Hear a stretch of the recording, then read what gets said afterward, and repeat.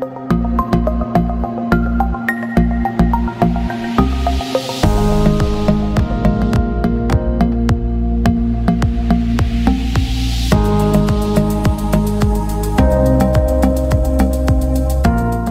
علیکم، اور بہت شکریہ کہ اس پلیٹ فارم سے قاسم علی شاہ فاؤنڈیشن کی جانب سے مجھے یہ موقع ملا کہ میں اس کتاب کے گوشوں کے متعلق، مختلف گوشوں کے متعلق آپ کو آشنائی دے سکوں، اپنے ویورز تک پہنچا سکوں اس بات کو۔ والڈ سٹی لاہور اتھارٹی کے تحقیق کا موقع ملا، اور باقاعدہ خصوصی طور پر لاشاری صاحب نے یہ ٹاسک ریسرچ کا خاکسار کو سونپا، اور میں نے اسے نبھانے کی اپنے تئیں کوشش کی۔ To me Mughal era is the most fantastic era of Indian subcontinent, اور مجھے یہ لگتا ہے کہ I got selected to write upon this. اور جب میں کہتا ہوں آئی گاٹ سلیکٹڈ ٹو، تو مجھے یہ لگتا ہے کہ آپ کوئی بھی کام کرتے ہیں تو اس کے لیے ایک ڈیوائن ہیلپ تو ہونا بہت ضروری ہے، اور اس کام کے کرنے میں مجھے بڑی خدائی ایک امداد میں نے اور کمک محسوس کی، اور شاید مجھے ہی یہ لکھنا تھا مغلز کے متعلق۔ ایک 72 ایئر سپین میں کبھی کسی نے اس طرح سے مغل حکمرانوں کی علم دوستی کو جو ہے وہ پروجیکٹ کرنے کی کوشش نہیں کی، لیکن الحمدللہ میں نے یہ کوشش کی، اور اب قارئین دیکھیں گے، ریڈرز اس بات کا فیصلہ کریں گے کہ کس حد تک کامیاب رہی۔ خیر، مغل حکمرانوں کی ایرا کی بات کی جائے تو اس کی خصوصیات اور کریکٹرسٹکس جاننا بہت زیادہ ضروری ہے۔ آپ سمجھیں کہ ایک فینٹیسی ہے جس میں جیتا ہوں اپنے اس مغل ایرا کے ساتھ، اور اس فینٹیسی کو آج کے دور میں آپ محسوس کر سکتے ہیں۔ ہسٹری بائی نائٹ کا ہم نے ٹور سٹارٹ کیا ہے کہ کیسے اس کو ہم نے فینٹیسی کو جو ہے نا وہ گلوریفائی کر کے اور ریئلزم میں دکھانے کی کوشش کیا ہے۔ So you must have this history by night tour of, جو کہ ہم رات کے وقت دکھاتے ہیں کہ مغل ایرا کیسا ہو سکتا تھا۔ مزید اس میں یہ کہ آپ محسوس کریں اس مغل کوڈ کو جو اس وقت موجود تھا، جس میں علم ہندسہ کی بات کی جاتی تھی، علم ریاضی، علم ابجد میں بتاتا چلوں، ڈیجیٹل سائنسز کی بات وہ تھی، علم فلسفہ، علم موسیقی، علم تاریخ، سب کو پروجیکٹ کر رہے ہیں، علم خطاطی کو پروجیکٹ کر رہے ہیں، علوم حرب، جنگی علوم کو پروجیکٹ کر رہے ہیں، تو تمام تر، اور علم شاعری، یعنی کورٹ کے جو اپنے پوئٹس تھے وہ اپنے ایک پوئٹس ہوتے تھے، اور ان میں چیف آف دا پوئٹس کا بھی ایک کانسیپٹ تھا۔ تو اب آپ دیکھ لیں کہ ایرا کیسا ہوگا۔ It's a fantastic era for everyone to read about.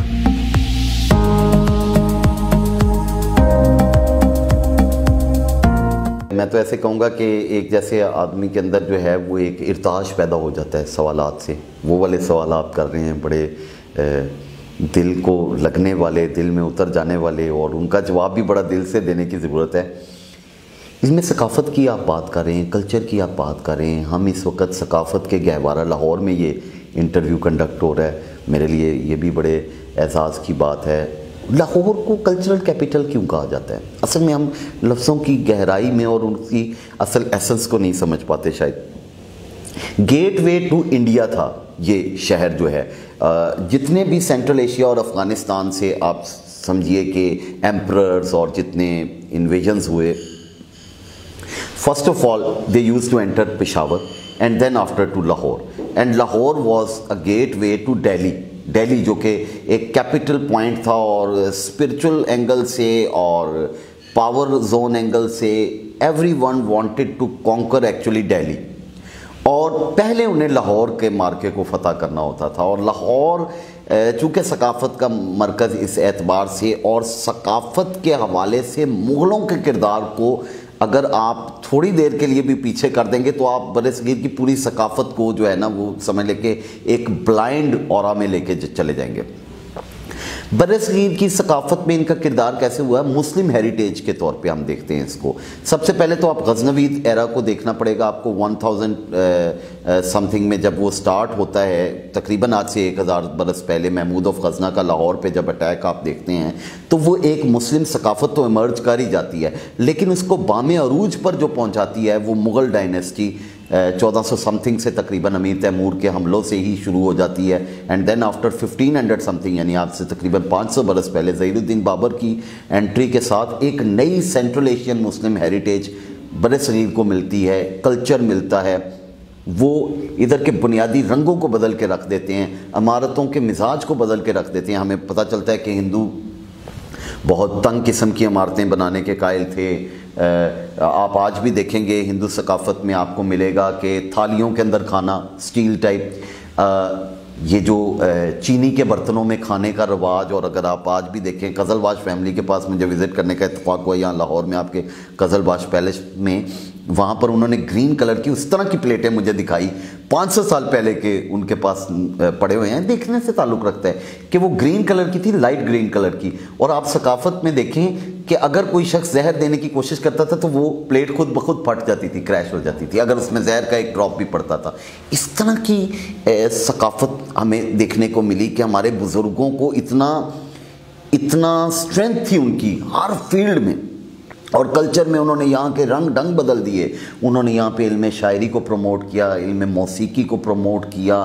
انہوں نے تانسین خود ایک بہت بڑا کریکٹر ہے اکبر دی گریٹ کے زمانے کا، وہ تو علم موسیقی کو علم داؤدی کہا کرتے تھے کہ یہ حضرت داؤد علیہ السلام والا علم ہے۔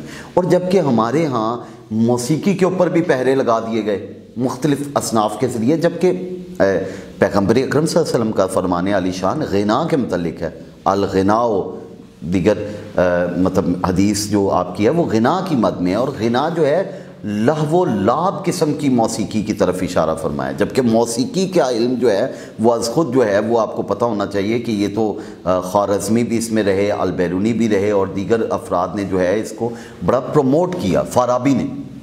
فارابی جو ہے انہوں نے علم موسیقی کے لیے بڑا ایک اہم کردار ادا کیا۔ تو یہ ہمیں جاننے کی ضرورت ہے کہ انہوں نے نہ صرف علم موسیقی کو پروجیکٹ کیا، علم فلسفہ کو پروجیکٹ کیا، علم تاریخ کو، اور خصوصاً ثقافت کے مختلف قدروں کو انہوں نے برصغیر میں یکسر بدل کر رکھا۔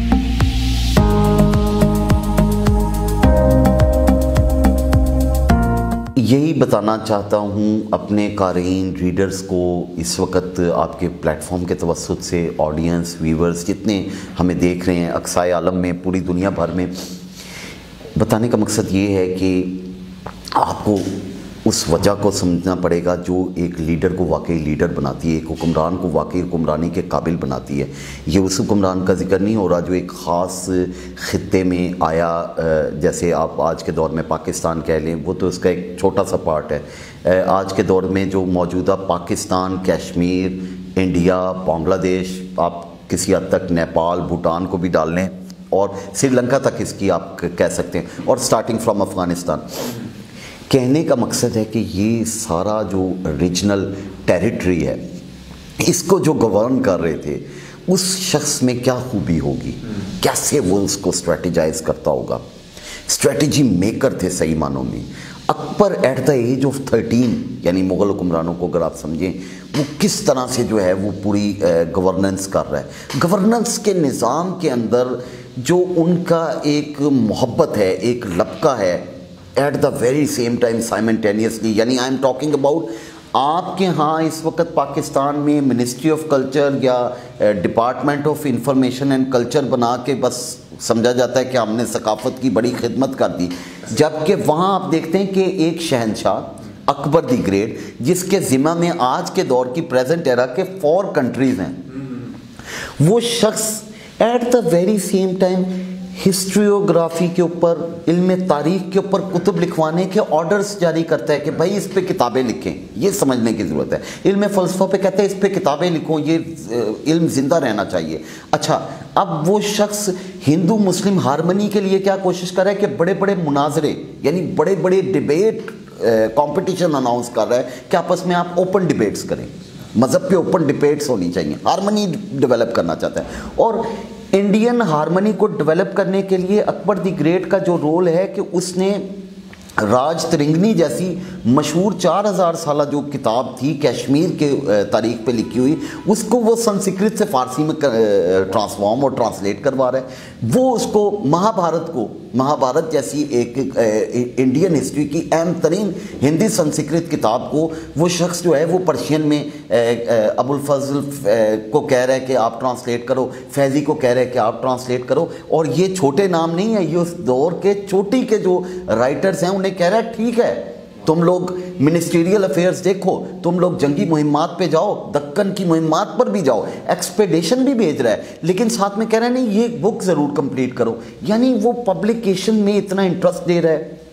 وہ شخص علم موسیقی کو شام کو موسیقی والوں کو پروجیکٹ کر رہا ہے، وہ تانسین کو پروجیکٹ کر رہا ہے. وہ شخص ایک ہی وقت میں اپنے شہزادوں کو علوم حرب سکھا رہا ہے. وہ شخص کہتا ہے کہ 4 سال 4 ماہ 4 دن کی عمر میں میرا بچہ پہلی بسم اللہ کرے گا. یعنی اس کے پیچھے کیا میتھ ہے؟ آپ اپنے بچے کو 3 برس کی عمر میں اسکول بھیج رہے ہیں، جبکہ وہ ابھی بیچارہ ماں کی گود سے مانوس ہے، اور آپ اس کو اپنے سے چھڑوا کے کہتے ہیں کہ 3 برس کی عمر میں تم مطلب پڑھنے کے لیے نکل پڑو، جبکہ وہ اپنے بچے کو 4 سال 4 ماہ 4 دن. اس کے پیچھے نومیرک افیکٹس ہیں. دنیا اس وقت نومیرک افیکٹس کے پیچھے چلی گئی ہے. آپ کمپیوٹر کو چیک کریں، کمپیوٹر 010101 پیچھے آ رہا ہے، اس کے ڈیجیٹل اس کے سائنسز میں انوالو ہے. تو ڈیجیٹل سائنسز کی تو سب سے پہلے بات کی ہی مسلم نے ہے، حکمرانوں نے ہے، مغل حکمرانوں نے ہے، اور مغل حکمرانوں کو ہمیں ٹریبیوٹ پیش کرنا ہوگا.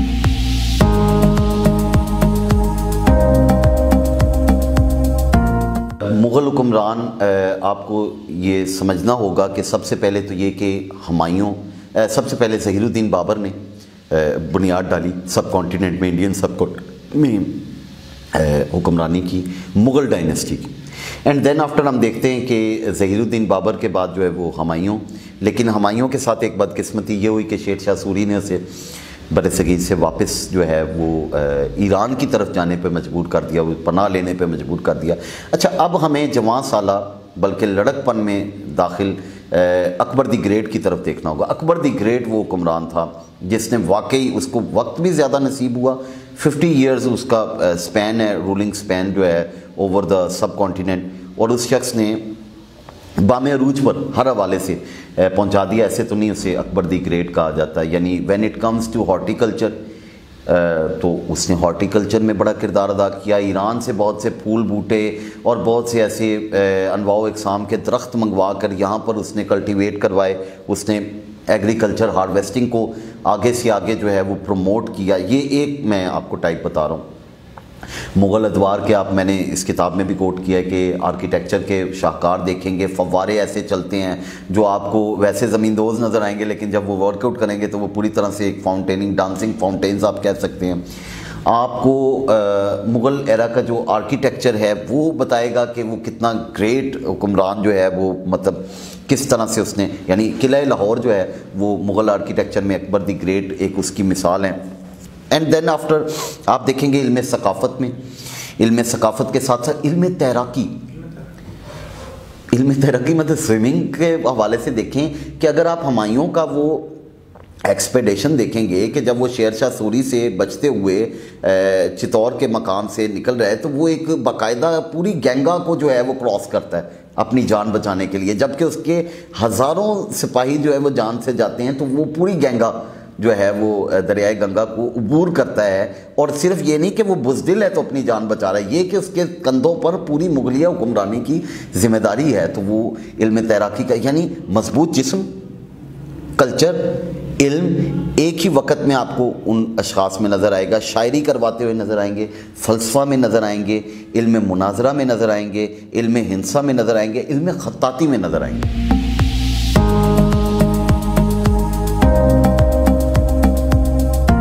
میرے خیال سے سب سے بڑی جو تکلیف دے بینگ رائٹر ریسرچر ایک بات آدمی کے ذہن میں رہتی ہے کہ I told you to me it's a glamour, it's a magic world, it's a fantasy world, what they call it Mughal era actually. چونکہ آپ دیکھیں نا، when it comes to miniature it's a mastery, when it comes to painting it's a mastery, when it comes to calligraphy it's a mastery. ذکر کرتا چلوں کہ کتاب حاضر میں بھی ظہیر الدین بابر کے ایک کیلیگرافی خط کا ذکر کیا گیا ہے کہ وہ کس طرح سے خطاطی کرتا تھا کہ اس کو رسم الخط بابری کہا گیا، اتنا ایکسپرٹ. جب شاعری میں آتا ہے تو ایسی شاعری کرتا ہے کہ شاعروں کو کرٹیسزم کرنا پڑتا ہے کہ دنیا کے گریٹ کرٹکس نے ظہیر الدین بابر کی شاعری کو دیکھا کہ آلدو اس کی اپنی زبان پرشین نہیں تھی لیکن وہ پرشین میں بھی شاعری کرتا تھا، ٹرکک میں بھی شاعری کرتا تھا، وہ کئی ساری زبانوں کے اوپر ایک وقت میں عبور رکھتا تھا. ٹھیک ہے جی. دین آفٹر ہم دیکھتے ہیں کہ آپ کے سوال کی مد میں کہ یہ ہر حوالے سے ہی جو آج کا دور ہمیں ایک ویکیوم نظر آتا ہے اس کے اندر، دور کے اندر، کہ ویکیوم کیا ہے جی کہ اب آپ کا کلچر ہی ٹوٹلی پتہ نہیں کیا اسے بنا دیا گیا ہے. کلچر کو کھابے سے، سوری ٹو سے لفظ کھابا بھی تھوڑا سا کوئی بہت مناسب لفظ نہیں ہے شاید، فوڈ اینڈ کوزین جو ہے اس کو آپ کا کلچر بنا دیا گیا ہے کہ جی لاہور کیا ہے جی کھانے والوں کا شہر، بھائی شکم سیروں کا شہر. ٹھیک ہے، کھانا ضروریات زندگی میں سے ہے. مغلز نے بھی کھانے کی طرف ایک بڑی کتب بھی لکھی ہیں اور اپنے ذوق طعام کا ذکر بھی کیا ہے. ذوق طعام ہونا چاہیے، میں قطعاً اس کو ڈسکریج نہیں کرتا اس کلچر کو بھی. It's a part of culture but only a part of culture. The real essence of culture is to promote music, good music, classical music, جس کی وہ سرپرستی کیا کرتے تھے. آج کے دور میں آپ دیکھیں کہ آپ کا اصل میوزیشین یا سنگر جو ہے وہ اس وقت رو رہا ہے. یہ میں سمجھتا ہوں گو کہ میں مطلب میرا وہ ڈومین نہیں ہے، لیکن میں تھوڑی سی قوم کی آبیاری اور رہنمائی کے طور پہ بتا رہا ہوں. پھر علم ریاضی آپ دیکھ لیں، میتھمیٹکس کو جو ہے وہ لنک کر دیتے ہیں صرف مغربی اساتذہ سے. ایسا نہیں ہے، اس میں ہمارے اساتذہ کا بڑا کام ہے، مغلز کا بڑا کام ہے. ہمایوں ایز این ایمپرر ہم جانتے ہیں، ہمایوں ایز اے میتھمیٹیشین ہمیں ایکسپلور کرنے کی ضرورت ہے. I would like to get him explored. علم انسا اسٹیٹسٹکس کی بات کرتے ہیں تو اس میں یہ لوگ بہت آگے ہیں. علم موسیقی کا میں ذکر، علم فلسفہ، فلسفے کے علوم کو انہوں نے یونان کے فلسفے پہ بڑا کام کروایا، پرشین میں اس کو ایکسپلور کروایا. علم کیلیگرافی، خطاطی کا ذکر میں کر چکا. علوم حرب، یعنی ایک شخص کو ایک ہی وقت میں جنگی علوم سے کیسے آشنا ہونا چاہیے، اس کی طرف ان کا بڑا کام رہا. علم زبان و ادب ان کا کام تو رہا. اب ہمیں کس قدر سیکھنے کی ضرورت ہے لٹریچر کو. آج کے دور میں آپ کے سوال کا کنفائنڈ جواب دوں کمپیکٹ لیول پہ تو وہ یہ ہے کہ ہم نے شاید جس عہد کا میں انسان ہوں، آج سے 20 برس پہلے جب میں کالج سائٹ پر تھا تو میں نے دیکھا کہ تاریخ کے علوم کا مذاق اڑایا گیا کہ اگر کوئی بندہ ہسٹری آپٹ کرنا چاہتا ہے تو اٹ مینس کہ ہی نوز نتھنگ. یہ تاثر غلط ہے. History as a subject is a fantasy, is a glamour to me and it should be to all. History کا کہہ لیں، لٹریچر کا کہہ لیں، آرٹس اینڈ ہیومینٹیز کا کہہ لیں، اس کو پروجیکشن ملنی چاہیے جو اس دور میں تھی. آج میں اس میں ویکیوم دیکھتا ہوں.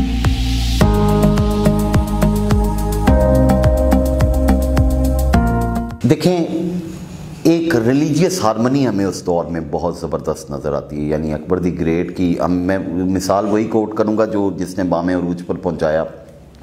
اس کے کوٹ میں ہم دیکھتے ہیں کہ عوام کو ایلوکیشن آف جابز میں اگر آپ دیکھیں تو اس نے ہندو لوگوں کو بھی ایڈجسٹ کیا اور انڈکٹ کیا اپنے پورے سسٹم میں، کورٹ سسٹم میں. اور شہرت کا عالم یہ تھا ان کی داد و دہش کا. یہ ورڈ ہی ایسے ہی جچے گا، داد و دہش مطلب کہ ہاؤ جنرس دے ور، وہ کتنی جنراسٹی سے امور سلطنت کو سر انجام دیتے تھے کہ فنڈز جو ہے وہ بڑے ان کے پاس، آپ کہہ سکتے ہو کہ بڑے گریٹ فنڈز ان کے پاس موجود تھے ہر مد میں. تو ایران تک، افغانستان تک اور موجودہ سینٹرل ایشیا تک عوام جو ہے وہ کھچ کھچ کر مغل کورٹس تک آ رہی تھی کہ بھئی ہم مغل کورٹس تک پہنچ سکیں.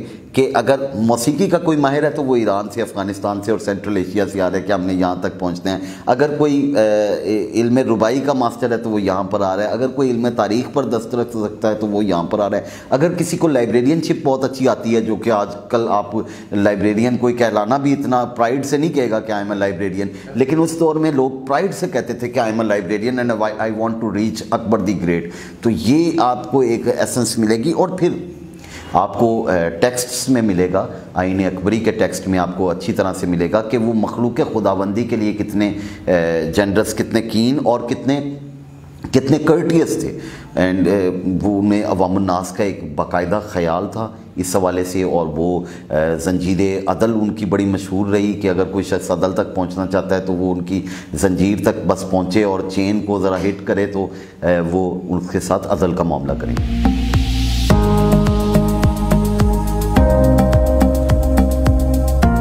دیکھیں اس وقت اس پوری کتاب میں گریٹ مغلز کی بات کی گئی. گریٹ مغلز کی خصوصیت ہی یہ تھی، یعنی جب ہم گریٹ مغلز کی بات کرتے ہیں تو گریٹ مغلز میں ظہیر الدین بابر سے لے کر اورنگزیب عالمگیر تک کے حکمرانوں کا ذکر ہے. ٹھیک ہے، تو اورنگزیب عالمگیر تک ان کا جو تقریباً 250 سال کا جو سپین بنتا ہے، 250 سال کے سپین میں یہ سب دادا پوتا جو ہیں آئیڈینٹیکل ان کی اسٹریٹجی رہی ہے. مطلب اگر شاہ جہان آیا ہے تو وہ خود کو امیر تیمور ثانی یعنی صاحب کران کہتا تھا، امیر تیمور خود کو، کہ میں 7 وقتوں میں پیدا ہوا ہوں، اچھے وقتوں میں دنیا میں آیا ہوں.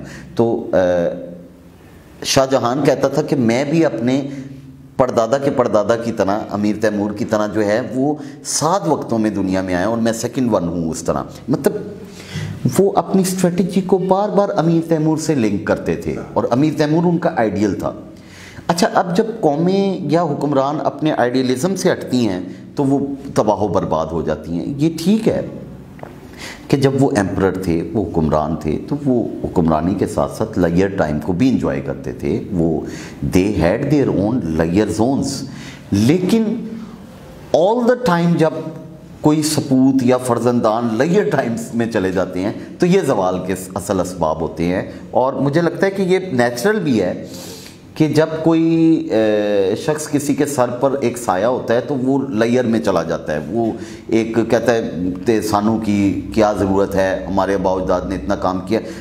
دا ٹائم کمز کہ وہ شخص جو ہے اس کی ایگزسٹنس خود چیلنج ہو جاتی ہے. مجھے لگتا ہے کہ ان 6-7 حکمرانوں کے آنے کے بعد جو دیگر آنے والے حکمران تھے وہ سب فار گرانٹڈ لے گئے کہ یہ تو ہمارا ہی آباء و اجداد کا ملک ہے. اور جو ہی انہوں نے فار گرانٹڈ لیا وہ لیئر میں گئے. انہوں نے تھوڑا سا مطلب لائک اپنے آپ کو سستی کا شکار ہوئے. وہیں پر وہ وقت تھا کہ جب تاریخ کسی کو معاف نہیں کرتی، زمانہ کسی کو معاف نہیں کرتا. انگریز جو زیادہ چست و چالاک تھے، زیادہ ہونہار تھے اس وقت میں، اور ان کی نگاہیں بر صغیر ہند و پاک کے اوپر تھی، تو یہ سونے کی چڑیا اسے کہا کرتے تھے. تو انہوں نے اس سونے کی چڑیا کو اپنے ہاتھ میں کر لیا.